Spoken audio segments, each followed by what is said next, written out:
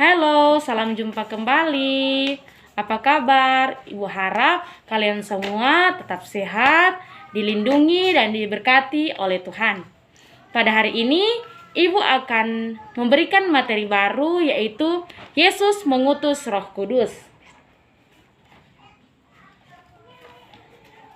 Dalam syahadat iman, dengan tegas kita mengakui akan Roh Kudus sebagai pribadi ketiga dari Allah Tritunggal yang berasal dari Bapa dan Putra, disembah dan dimuliakan bersama Bapa dan Putra yang diutus ke dalam hati kita, sehingga kita yang menerimanya diubah, diperbaharui menjadi anak-anak Allah, menjadi pribadi yang berkenan di hadapan Allah.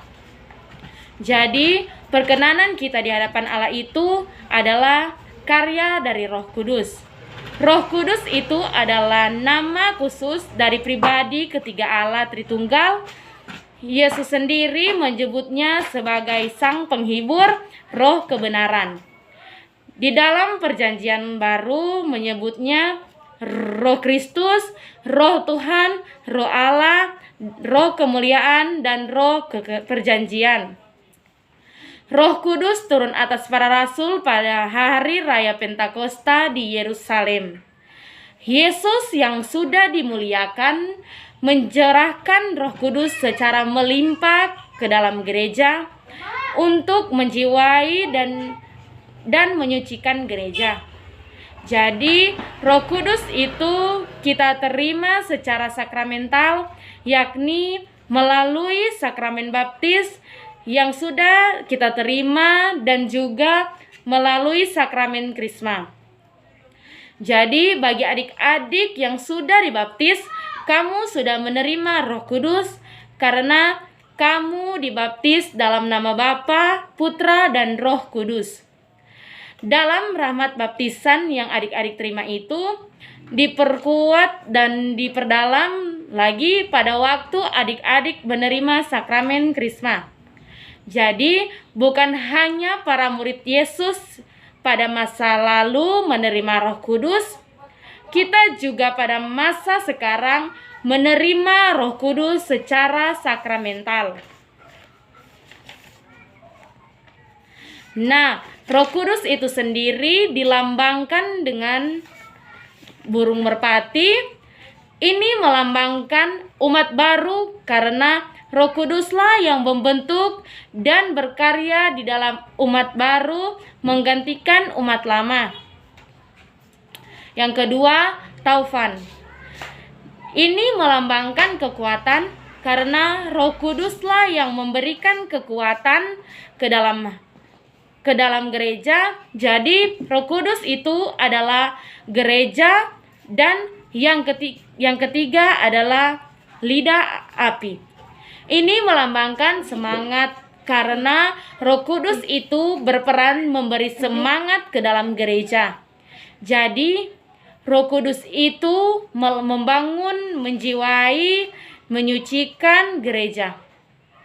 Dia memberi semangat dan kekuatan ke dalam gereja, juga ke dalam diri kita. Karena sesungguhnya gereja itu adalah kita sendiri, gereja itu adalah kamu, gereja itu adalah saya, gereja itu adalah kita semua. Nah, sekarang kita akan coba lihat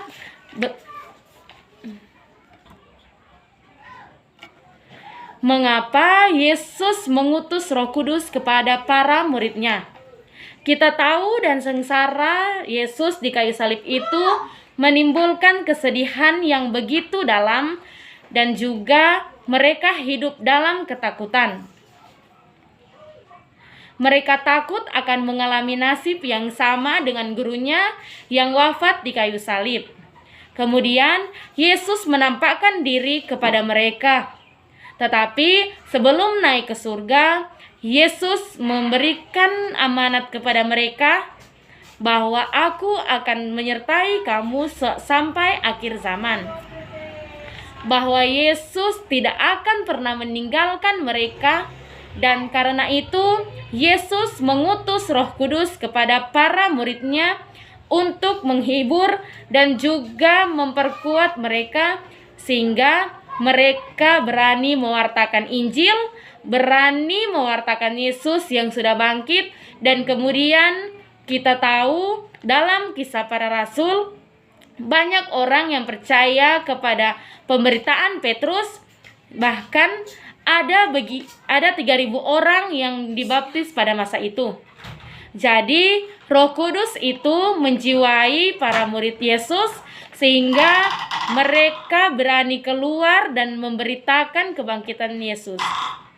Nah, adik-adik yang terkasih Tuhan, hati kita juga yang menerima Roh Kudus pada waktu kita dibaptis, kemudian diperkuat juga pada waktu kita menerima sakramen Krisma, mestinya kita juga semakin berani, bukan malu menunjukkan identitas kita, tetapi kita yang sudah dijiwai oleh Roh Kudus semakin berani untuk mewartakan iman kita, memberikan kesaksian kepada orang di sekitar kita, memperkenalkan Kristus kepada sekitar kita, entah itu lewat perkataan kita, entah itu lewat perbuatan kita, dan juga dengan cara hidup kita. Banyak cara yang bisa kita pakai untuk mewartakan Yesus Kristus yang bangkit. Karena itu, bagi kita yang sudah menerima Roh Kudus pada waktu kita menerima sakramen Krisma, marilah kita berani untuk memberikan kesaksian tentang iman kita. Karena itu, pada saat ini Ibu akan memberikan